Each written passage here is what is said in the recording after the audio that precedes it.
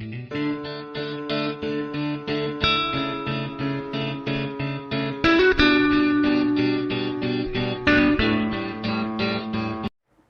दोस्तों, मैं हूं राहुल। आपका बहुत बहुत स्वागत है नमो टेक्नीशियन फिटर मास्टर के एक और नए वीडियो में। दोस्तों, आज हम लोग काफ़ी इम्पोर्टेंट टॉपिक के ऊपर बात करने वाले हैं। तो आप लोगों को पता होगा 2-3 दिन पहले आईटीआई का रिजल्ट जारी हुआ है 2018-20 बैच का। तो अब स्टूडेंट्स कन्फ्यूजन में होंगे कि उन्हें अब क्या करना चाहिए। तो आज हमारा टॉपिक है आईटीआई के बाद क्या करना चाहिए। तो आप यहाँ देखेंगे बहुत सारा ऑप्शंस है, ठीक है। तो आज हम लोग एक एक ऑप्शन को डिस्कस करेंगे और स्टूडेंट को अपने हिसाब से चूज करना है कि कौन सा ऑप्शन उनके लिए सही है, उनके सिचुएशन के अकॉर्डिंग, ठीक है। तो चलिए एक एक करके डिस्कस करते हैं। तो ये वीडियो बनाने का मेरा एक ही रीज़न है, मैंने 2011-13 में आईटीआई किया था, ठीक है। 2011-13 में मैंने आईटीआई किया था और मेरे को 2019 में पता चला कि सीआईटीएस बोल के भी कुछ कोर्स होता है, ठीक है। तो मैं नहीं चाहता कि मुझे जो प्रॉब्लम हुआ इसके चलते मुझे जो जानकारी नहीं मिला समय पर, तो इस तरह का दिक्कत किसी स्टूडेंट्स को ना हो, इसलिए मैंने ये वीडियो बनाना चाहा, ठीक है। तो चलिए एक एक ऑप्शन को हम लोग डिस्कस करते हैं। तो सबसे पहले हम लोग बात करेंगे सीआईटीएस के बारे में। तो दोस्तों, सीआईटीएस क्या होता है? तो सीआईटीएस आईटीआई टीचर का एक कोर्स होता है। जैसे आप लोगों ने बीएड सुना होगा, उसी तरह से सीआईटीएस होता है आईटीआई टीचर के लिए, ठीक है। तो इसके लिए एलिजिबल होता है जिन्होंने आईटीआई किया हुआ हो, डिप्लोमा किया हुआ हो और बीटेक किया हुआ हो। तो बीटेक वाले भी भर सकते हैं, डिप्लोमा वाले भी भर सकते हैं और आईटीआई वाले भी इसको भर सकते हैं। इसके लिए एंट्रेंस एग्ज़ाम होता है। अगर आप एंट्रेंस एग्ज़ाम में अच्छा मार्क्स लाते हो तो उस हिसाब से आपको कॉलेज मिलेगा और आप वहाँ से 1 साल का ट्रेनिंग कंप्लीट कर सकते हो और काफ़ी कम पैसा लगता है, ज़्यादा पैसा इसमें नहीं लगता है, ठीक है। और इसका बेनिफिट क्या है, देखिए, अगर आप इसको पूरा कर लेते हो या ट्रेनिंग के दौरान आपको वही पढ़ाया जाएगा जो आपने आईटीआई में पढ़ा होगा, तो इससे आपका प्रिपरेशन भी हो जाएगा। साथ ही साथ आप लोगों को पता होगा डीआरडीओ में, इसरो में स्किल टेस्ट भी लिया जाता है एग्ज़ाम क्वालिफाई करने के बाद। तो यहाँ प्रैक्टिकल के लिए सारा चीज़ अवेलेबल रहता है, ठीक है। बहुत सारा मशीन्स रहता है, तो आप अपने प्रैक्टिकल स्किल को भी डेवलप कर सकते हो। यहाँ आपको डिप्लोमा के स्टूडेंट्स मिलेंगे, बीटेक के स्टूडेंट्स मिलेंगे और आपको अगर कुछ भी डाउट होगा तो आप इन स्टूडेंट्स को पूछ सकते हो और काफ़ी इंटेलिजेंट बच्चे भी रहेंगे, सर से भी पूछ सकते हो। यानी आपका जो भी डाउट रहेगा आईटीआई में, अगर आपने अच्छा से नहीं भी पढ़ा होगा तो यहाँ पर आपका क्लियर हो जाएगा। और क्या है, अगर आप इस कोर्स को कंप्लीट कर लेते हो उसके बाद आप आईटीआई टीचर बन जाओगे, किसी भी प्राइवेट कॉलेज में आप जाके पढ़ा सकते हो। तो जब आप कॉलेज में पढ़ाओगे तब आप पढ़ाते रहोगे, तब भी आपका प्रिपरेशन होगा और आप अपने से भी प्रिपरेशन कर सकते हैं। तो अगर आपको प्रिपरेशन करना है तो आप सीआईटीएस कोर्स कर सकते हैं, ठीक है। और एक चीज़ मैं बता देता हूँ सीआईटीएस के बारे में। तो सीआईटीएस का जब भी वैकेंसी आता है टीचर के लिए, तो डिप्लोमा वाले के लिए 2 साल का एक्सपीरियंस मांगा जाता है, आईटीआई वालों के लिए 3 साल का एक्सपीरियंस मांगा जाता है और बीटेक वालों के लिए 1 साल का एक्सपीरियंस मांगा जाता है। नेक्स्ट हम लोग बात करेंगे पॉलिटेक्निक के बारे में। तो अगर आपका फाइनेंशियल कंडीशन सही है तो आप पॉलिटेक्निक कर सकते हैं, ठीक है। तो आईटीआई के बाद आप लैटरल एंट्री में भी एडमिशन ले सकते हैं, यानी आपका पॉलिटेक्निक 2 साल का भी हो सकता है, ठीक है। तो अगर आप 2 साल का करना चाहें तो कर सकते हैं, 3 साल का भी आप कर सकते हैं, क्लियर। तो अगर आप पॉलिटेक्निक कर लेते हो तो इसका क्या फ़ायदा होगा? इसका यही फ़ायदा होगा, अगर आप पॉलिटेक्निक कर लेते हो तो आपके पास 2 सर्टिफिकेट रहेगा, एक आईटीआई का, डिप्लोमा का।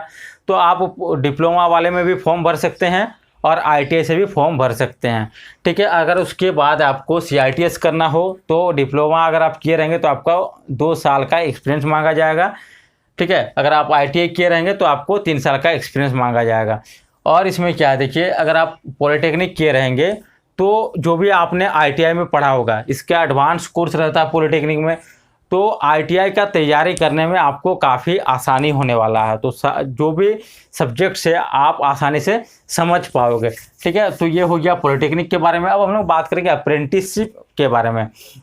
तो अप्रेंटिसशिप क्यों करना चाहिए? तो अप्रेंटिसशिप इसलिए करना चाहिए, अभी जो भी वैकेंसी आता है लगभग वैकेंसीज में ITI प्लस अप्रेंटिसशिप मांगा जाता है। पहले क्या होता था, पहले ITI ही मांगा जाता था, अब देखेंगे ITI प्लस अप्रेंटिसशिप मांगा जाता है, क्योंकि नंबर ऑफ स्टूडेंट्स काफ़ी ज़्यादा हो गया, कंपटीशन काफ़ी ज़्यादा हो गया है और अप्रेंटिस को प्रेफरेंस दिया जाने लगा है कंपनीज में। अगर आप रेलवे में देखेंगे, अगर आपने रेलवे से अप्रेंटिसशिप किया हुआ रहेगा और रेलवे में वैकेंसी जाती है तो अप्रेंटिस वालों को प्रेफरेंस दिया जाता है।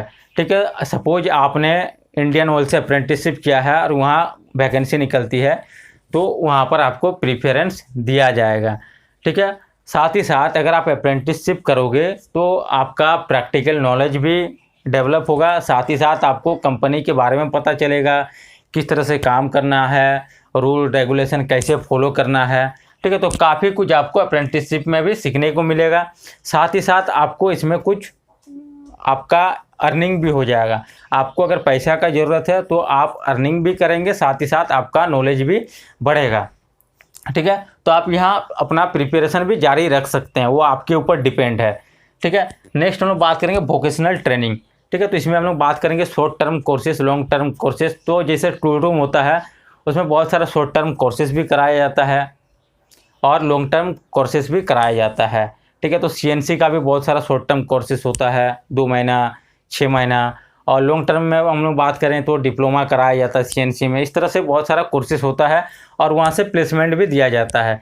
तो अगर आपको जॉब करना है, जल्दी है आपको जॉब करने का, तो आप इस तरह के कोर्सेज को कर सकते हैं और वहाँ से प्लेसमेंट ले सकते हैं। ठीक है, तो उसका भी फ़ायदा होने वाला है अगर जब आप जॉब करेंगे।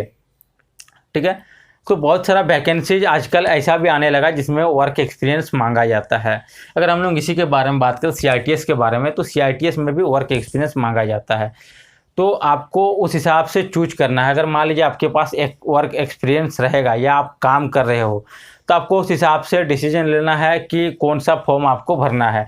जहाँ पर एक्सपीरियंस मांगा जाता है उसके लिए आपको प्रिपरेशन करना होगा।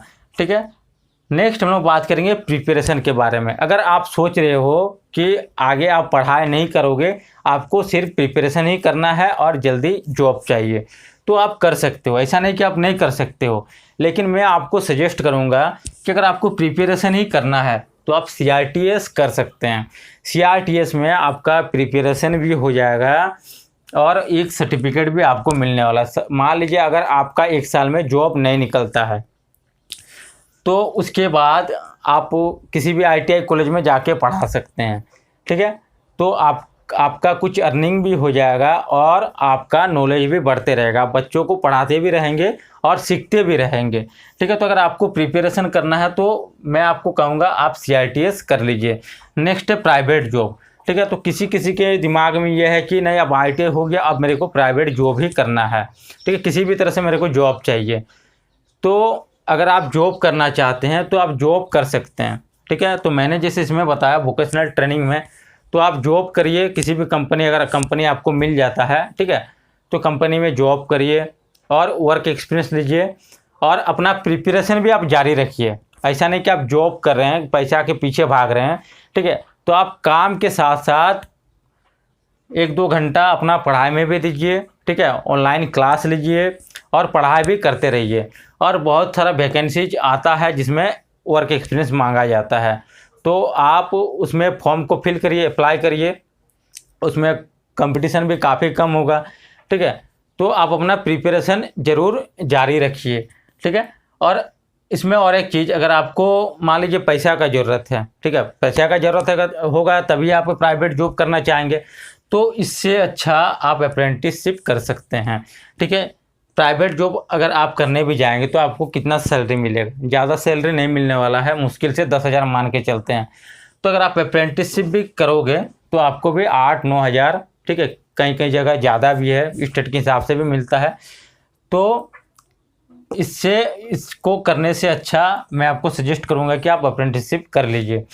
अब अगर आप अप्रेंटिसशिप कर लेंगे उसके बाद आपको आसानी से किसी भी कंपनी में जॉब मिल जाएगा। तो दोस्तों यही था आज के टॉपिक के बारे में। तो मैं चाहता हूं कि मैंने जो भी आज डिस्कस किया है ये ज़्यादा से ज़्यादा स्टूडेंट्स तक पहुंचे, तो आप लोगों से एक ही रिक्वेस्ट है, इसको ज़्यादा से ज़्यादा शेयर करिए, ज़्यादा से ज़्यादा स्टूडेंट्स तक पहुंचाइए। और अगर आपने मेरे चैनल को सब्सक्राइब नहीं किया है तो चैनल को सब्सक्राइब करके बेल आइकन को प्रेस जरूर कर लीजिए। तो फ्रेंड्स, मिलते हैं नेक्स्ट वीडियो में, तब तक के लिए धन्यवाद। जय हिंद।